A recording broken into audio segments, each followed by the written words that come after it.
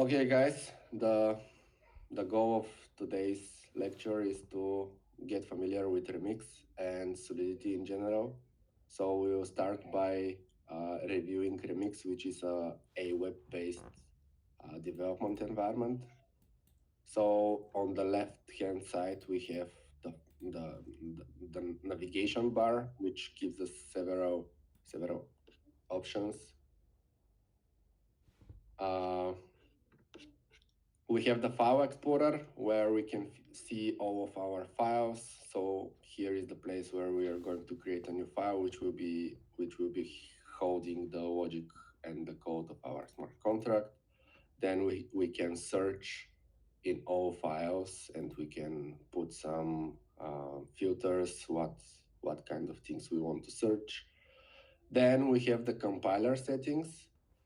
As any other language, Solidity is a language that must be compiled, which means that uh, you get the benefits that you get from compiling is that if there are any errors that are related to syntax or forbidden operations, you are going to see them during the compilation. Here, there are different compiler versions starting from 0.1, going forward to 0.8.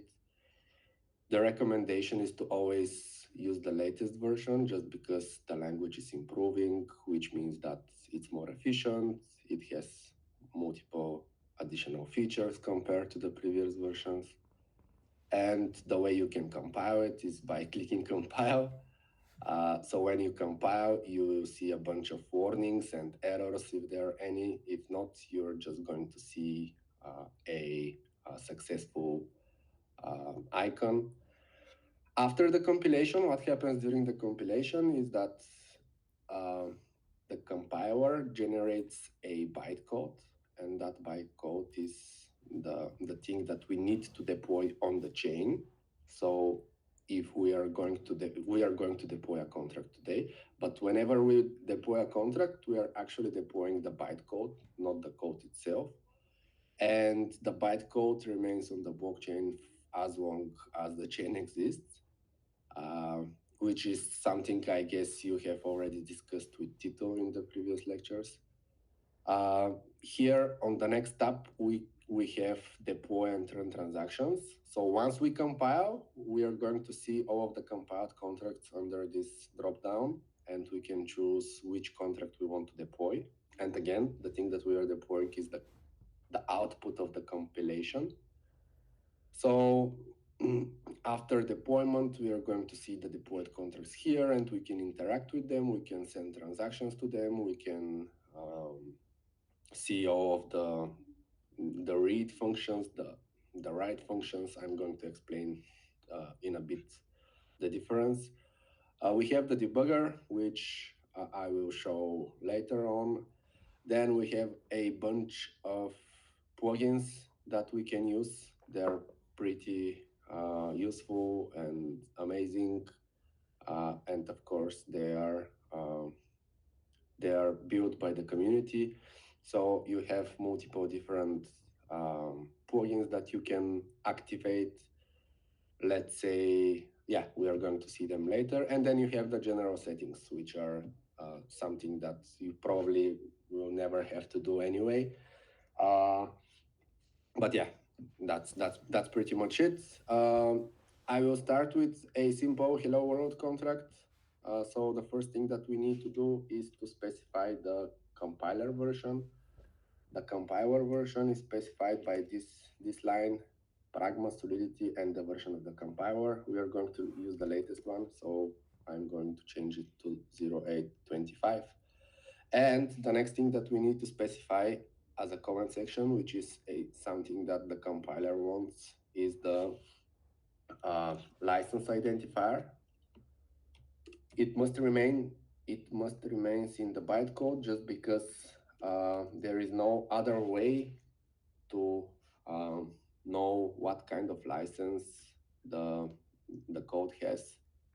So in our case, we are going to use MIT, which is open source, free to use by anyone. And the reason that this license identifier must be inside the bytecode is because the only thing that goes to the blockchain is the bytecode itself. So we don't have the code there. Okay, once I click Control S or Command S, which is a shortcut for save, you can see one successful compilation icon here, which means that the contractor compiled successful. So you can use Control S and clicking on the button. Once the compilation is done, on the deploy screen, we can, okay, there are no contracts yet, so no options here. So the first thing that we are going to do is to use the contract keyword, which is the equivalent of class in the other languages.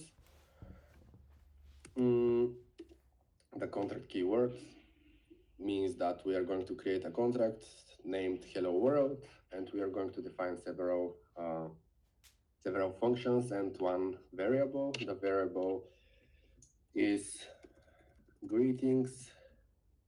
The syntax is very similar to other languages, so we have the variable type followed by the variable name, and we always have to end with with this symbol. Then we can create a constructor just the way we do in every other object-oriented language that has classes. So in the constructor, we can specify the initial value of the state variables. So let's say that we are going to say greeting equals hello Unibit.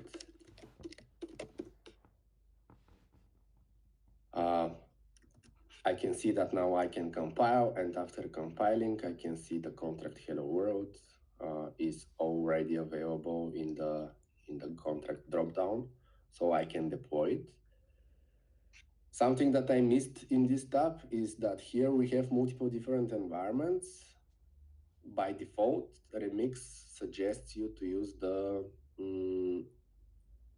a blockchain simulation inside your browser. So whenever I deploy, I don't deploy it on any blockchain. I just simulate the whole blockchain inside my browser, so I can deploy and play around with it, and nothing will happen in any real blockchain. However, you can click on the drop down, and here you have multiple different options. So what you can do here is you can choose, that's more advanced, but here there are different versions of the environment for the Solidity itself, and you can also link to your wallet. I'm not sure, Tito, have you went through browser extensions and yeah, so we on? went quickly yesterday.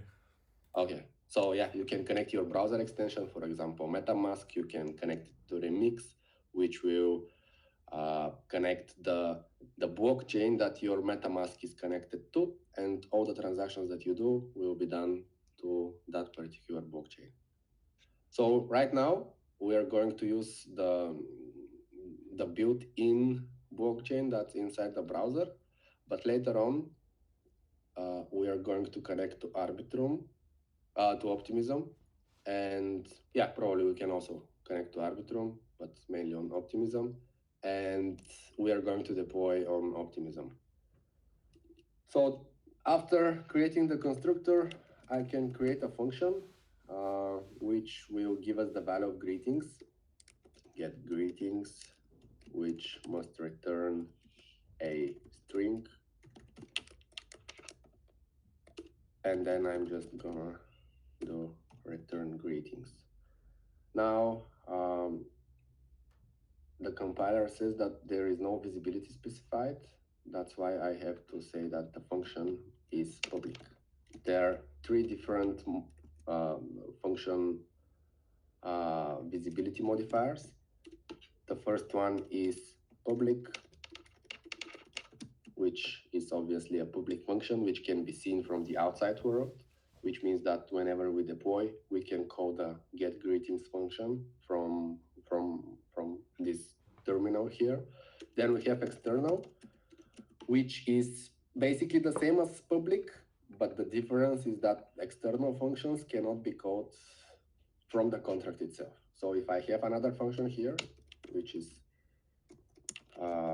I cannot do get greetings if greetings is external. Here I'm gonna receive an error saying saying undeclared identifier. That's because get greetings is external and it's not seen in the context of the contract. If I change it to public, I can now call that function. Okay, the other visibility modifier is internal, which, as you may suggest, this is a function that can only be seen inside the contract and cannot be called from outside. And the last visibility modifier is private, which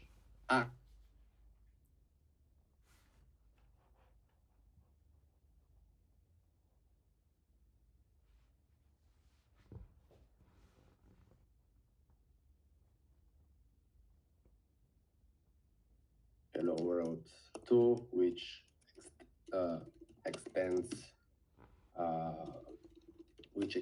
the hello world contract. I can access all internal functions, but I cannot access the private functions.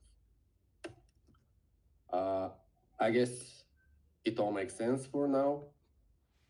So we have get greetings. Another thing that we have as modifiers is view and pure. View means that the function that we are defining doesn't change the state in any way. It's only reading, and that's what we do here.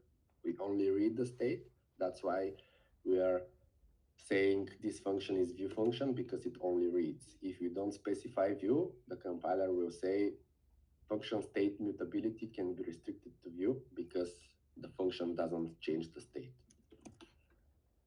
Pure functions, the only thing they do is do some calculations. So if we have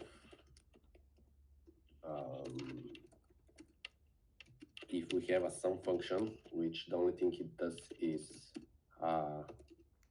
returning the sum of two numbers.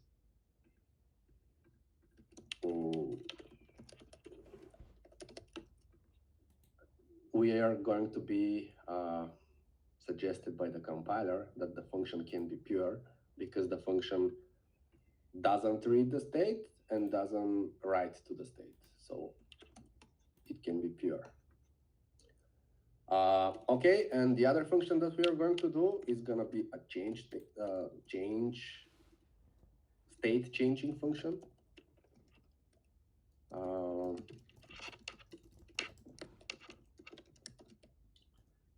And it cannot be view because it's going to change the state, and we are going to say greeting equals greetings. Okay, I think that's the hello world in Solidity, basically. So we have a state variable declared. The variables can also have visibility modifiers. Public is the first one, then private is the second one, and internal is the third one. It doesn't have external because, it doesn't have external. It only has public, internal, and private, and the rules for public, external, internal, and private are the same as for the functions. So public variables can be accessed by anyone. Internal can only be accessed from the contract and all inherited contracts, and private can only be accessed by the contract itself. Okay, after compilation and after deploying, I can see all the functions here, get greetings and set greetings. As you can see, there are different colors. So all functions that are colored in blue are view functions. read functions, getters, and all orange functions are functions that are changing the state. So if I call get greetings, I'm going to receive the initial value that is setting the constructor. And whenever I try to set it, hello world, here I can see that I have made a transaction to the blockchain because this is a state changing function. This means that in order to call the function, I actually need to make a transaction. While reading, it doesn't need a transaction. As you can see here, we have a call function, and here we have a transaction. Each transaction have a status, which basically tells you if the transaction was mined and successful. We have the transaction hash, which is like the unique ID of every transaction. We have the block hash and the block number. As you know, transactions are packed and put in a single block, so we can see where our transaction is.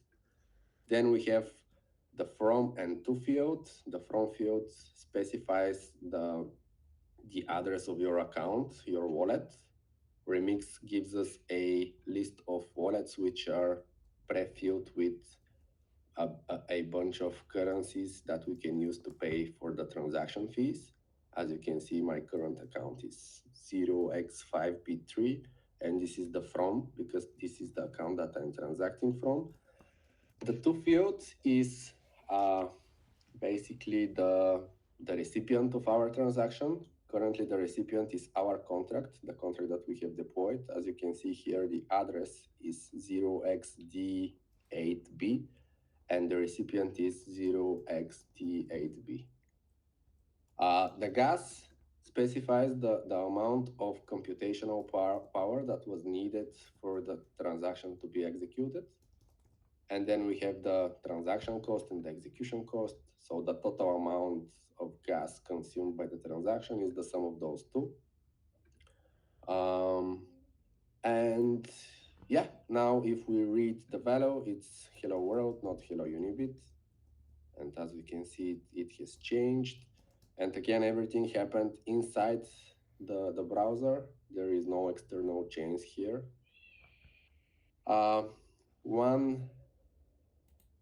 One important thing is that whenever we are deploying a contract, the to field is the zero address. So the to field is basically empty. As you can see, there is no to field. That's the way we are telling the blockchain that it has to deploy a contract because there is no recipient. So what it does whenever a recipient is missing, it's getting all the input data, which is actually the bytecode, and copies the bytecode into the blockchain. Okay, any questions so far? I guess if there are no raised hands, there are no questions, but yeah, just to ask. Okay, let's move on. The next thing that we are gonna do is a simple counter, which, as you may suggest, it's gonna increase and decrease the value of a state variable. So I'm gonna use the same file, so you can see that whenever I compile, I'm gonna have two contracts inside the dropdown in the deploy section. Okay, we are going to have, oh yeah, the different type of variables. So we have uint, and uint have all the type of uints, starting from uint 8, then 16, then 24, then 32, and so on. The maximum value is uint 256, which is basically 2 to the 2056 minus 1, which is like a very, very large number. You can basically put everything you want in it. Then we have the address type, which holds a value of a address, like this one, or the address of a contract. Then we have string, which holds string literals. Then we have bytes. Bytes can be a dynamic bytes with non-specified length, and we can specify the length bytes 1, bytes 2, bytes 3, up to bytes 32. Okay, what else? We have bool, which is a Boolean variable that can hold true and false. Oh, and the most important one, I guess, is mappings. Mappings are very flexible. They give us they give us the ability to store key value pairs. So we have mappings, and we can say the key of that mapping is address, and we can put a label to that address. Let's say user. Then we can say the value of the user is going to be a uint 256, which will be the balance. So this mapping will hold the balance of every user, and we're going to say user balances.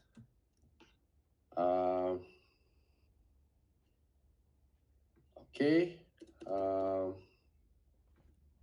let's move on. In that case, we have the counter value, and the initial value is 0. Then we can skip defining a constructor just because we don't need it now. We are going to say we are going to need two functions, increment counter, which the only thing it's gonna do is counter plus plus. Now the compiler says we don't have any visibility of the function. We are going to do the same for decrement, but the opposite. And next, we are going to say reset counter.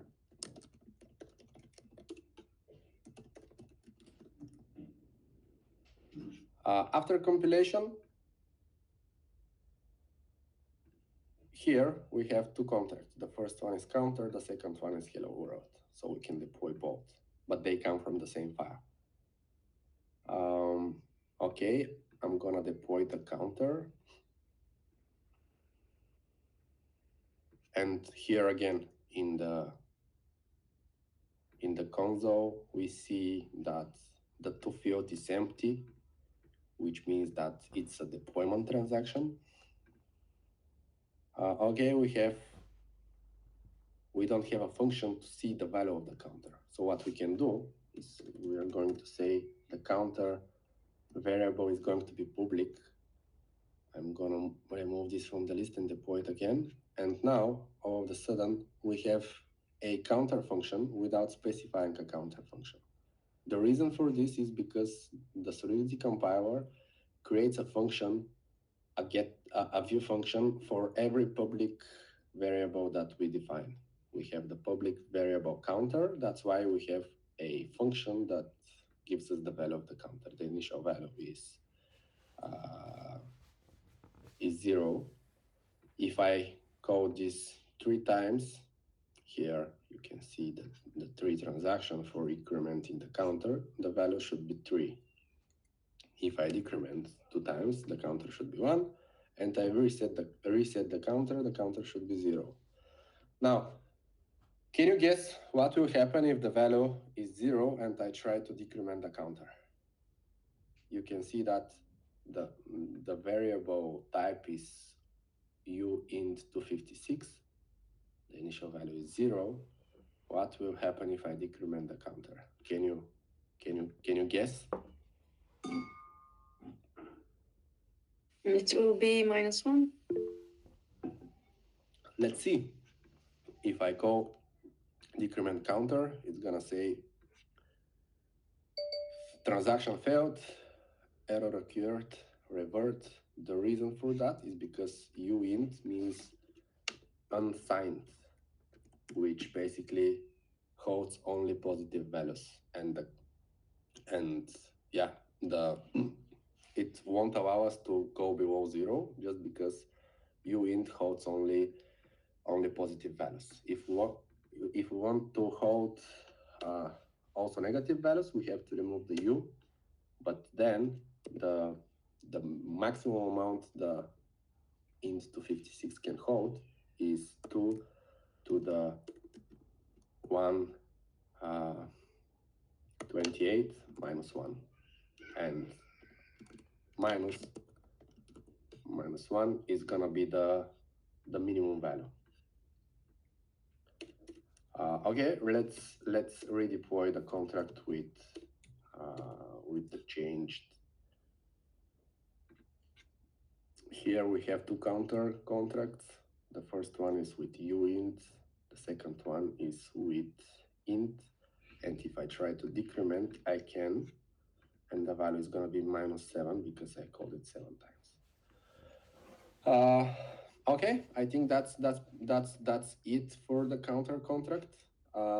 Another important thing to get familiar with Solidity is that from recently, actually, we have a safe math, which means that if we try to do this into 56, a equals to 0 minus 1, the transaction that tries to do this will revert, while in previous versions of Solidity, what will happen is that whenever we did that in the past, the value was going to be the max value of uint256 just because it goes and reverts, like it's gonna be -1. That was the value that was going to be assigned to A in the past just because there was no safe math and you can overflow and underflow the values. In that case, we do overflow, underflow. We do underflow, which will give us the maximum value of uint256. Okay, I think that's for the counter. Let's go and do another contract, which will be a little bit more complicated. Let's say simple action. And it's the same. We start with specifying the Solidity compiler version and then specifying the license identifier. Then we need to, there is a unwritten rule that for every file that we have, we must specify the same contract name. So if our file is called simple action, most, if not all, Solidity developers will expect to see a simple action contract inside the simple action file. The goal of the contract is to create a simple action that basically does two things. The first thing that it does is to create the action, and the second thing is to allow different users to bid on that action. And whenever the auction creator decides to end the action, the auction, and send the item to the highest bidder and return all the money to the bidders that were not the highest one. We are going to start with a simple version of the auction contract, and then we're going to try and improve it further. So let's get started, I guess. The first thing that we want to do is hold the latest value of the highest bidder. And the next thing that we want to store, obviously, should be the highest bid amount.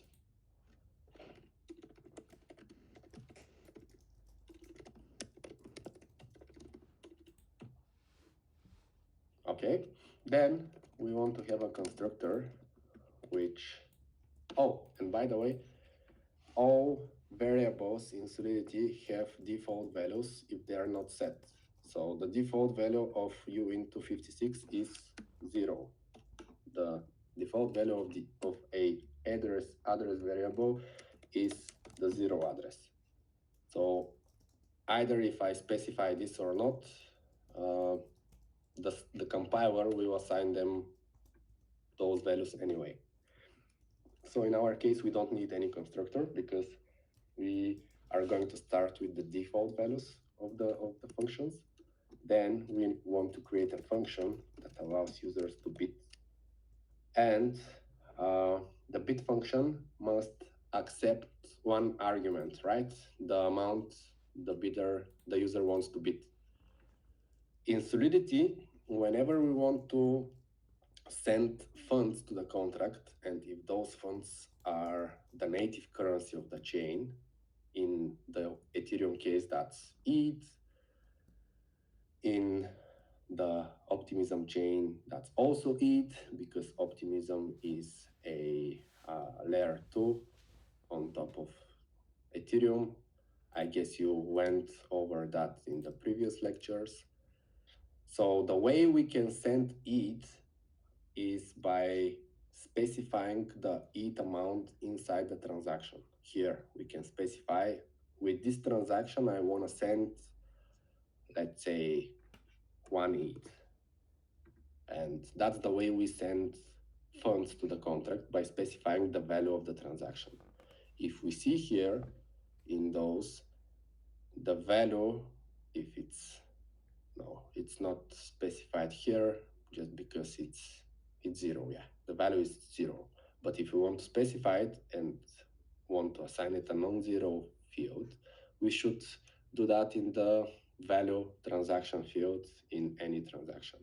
And the way we can access that value is not through a function argument, but with a special value called message.value, which gives us the number of ways sent with the message.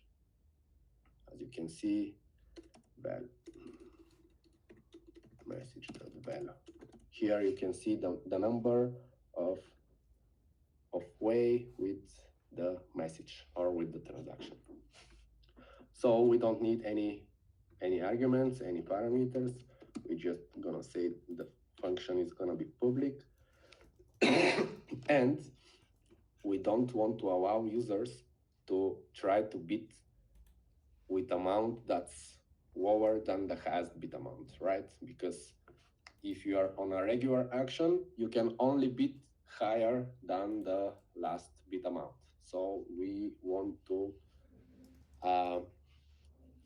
not allow the user to bid less than that. So we can say require, which is again a special function, let's say, and we want the message value to always be more than the highest bid amount. Otherwise, we want to error only higher bits.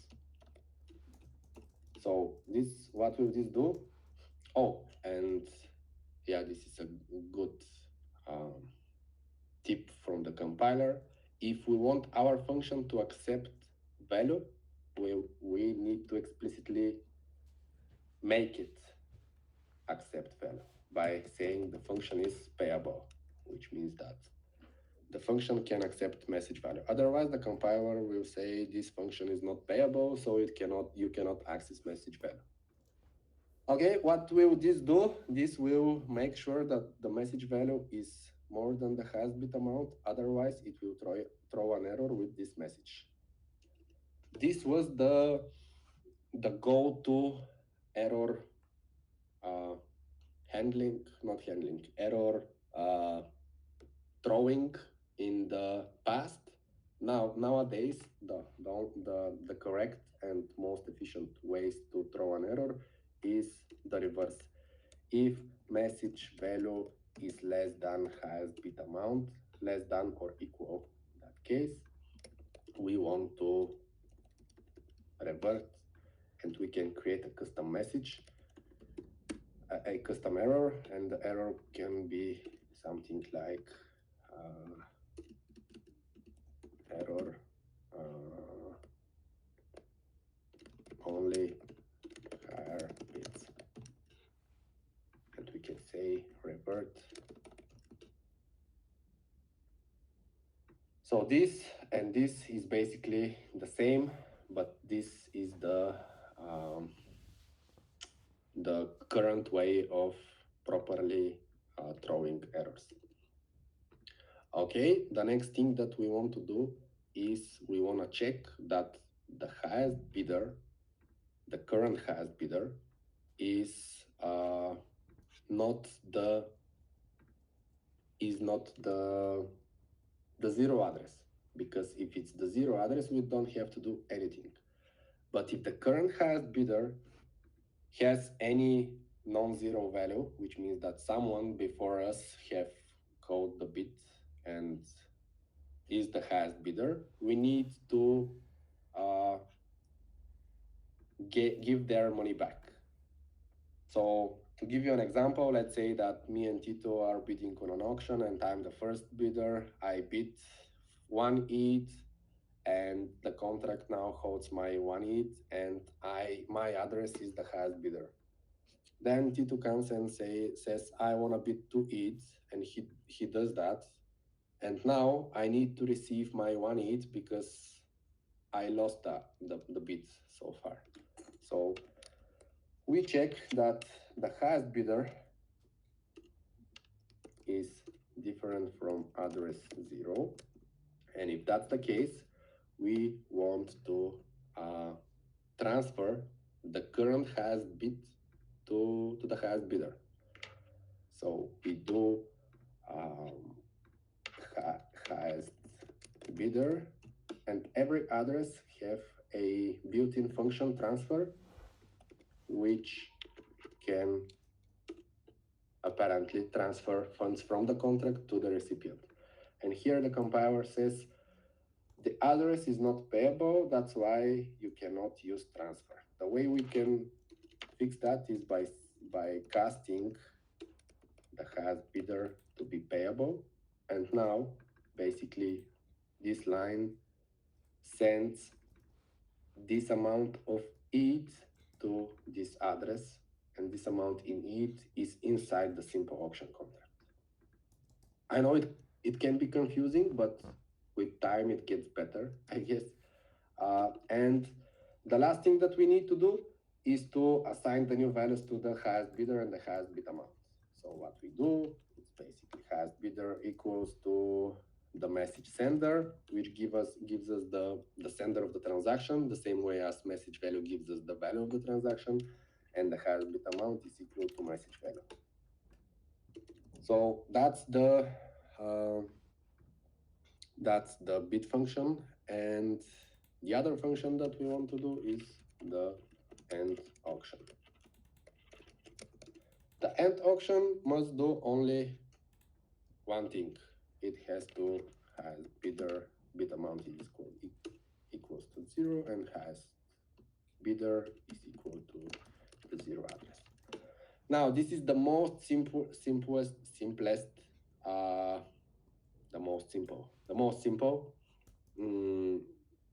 auction contract that we can build.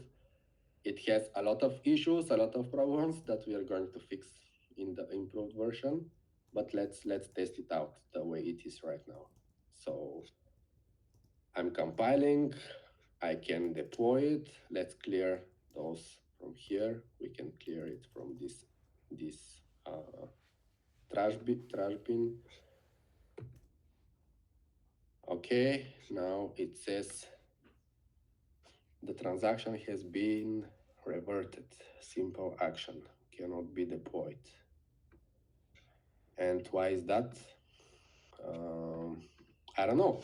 Let's see. Sorry. So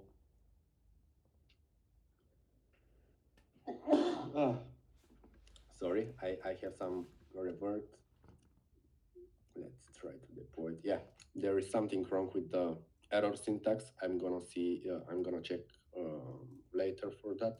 So here we have deployed it, and we can see there new cover inside there is new cover inside the function list. The red one means that the function is payable and accepts value with it. The The orange color is a transaction, which means it changing the state, but it's not payable. And this is just a view function, a simple call. Okay, let's start with bit. If I try to bit 0, it will revert because the current bit is 0, so I cannot bit 0. Let's try with 0.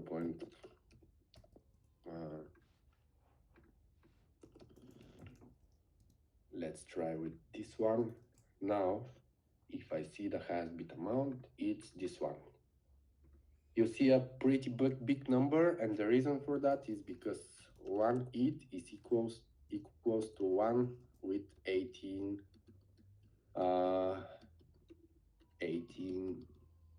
decimals. So 1 ETH is this one. If we want 0.1, this means that we need to remove one of the zeros. And that's how we do decimals in Solidity. If we want 0.005, we remove one more decimal and we change it to 5. So that's how decimal values are handled in Solidity, and the reason for that is we don't have float or decimal.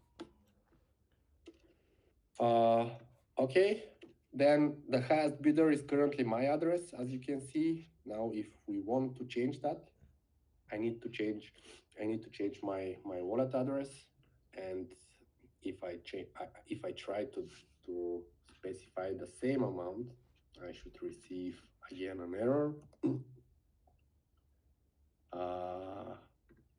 Yep. Now, if I increase this value with just 1 at the end, so the value is this one with just 1, I can do it and it will be successful because, and now the highest bidder is gonna be this address, and the highest bid amount is gonna be this one. So one thing that we want to do in the next improved version is to specify the step for the next bidder. So it doesn't do like this one, because this is like 1/1,000,000th of a dollar, which doesn't make sense. When you do a real auction, usually the step is much bigger than that, in the hundreds or even in the thousands. So this is one improvement that we can do. Another improvement that we can do, and we are going to do, is that currently the thing that we do is whenever a new bidder is gonna be accepted, we send the money to the previous bidder. This is kind of a anti-pattern in Solidity, and there is this thing called Solidity pull over push. Pull over push means that instead of pushing or sending the funds to the user, we need to allow them to pull or withdraw the funds. The reason for that is historical. In the past, 2016, 17, 18 probably, a lot of bugs and issues in the smart contracts. Oh, we have the auction here, and as you can see, this is a bad auction just because it pushes funds to the user and it doesn't allow them to withdraw the funds. The reason this is a bad implementation and the reason we are going to improve it is because, again, historical, in the past, a lot of hacks have happened, which led to losing a lot of money, millions of dollars, because it was either a mistake from the developers or a flaws in the design of the language itself. So yeah, that's one of the patterns that we need to use in order to properly handle sending of funds. I suggest to do a quick 10 minutes break, if that's okay with you, and then we can continue with improving the auction contract.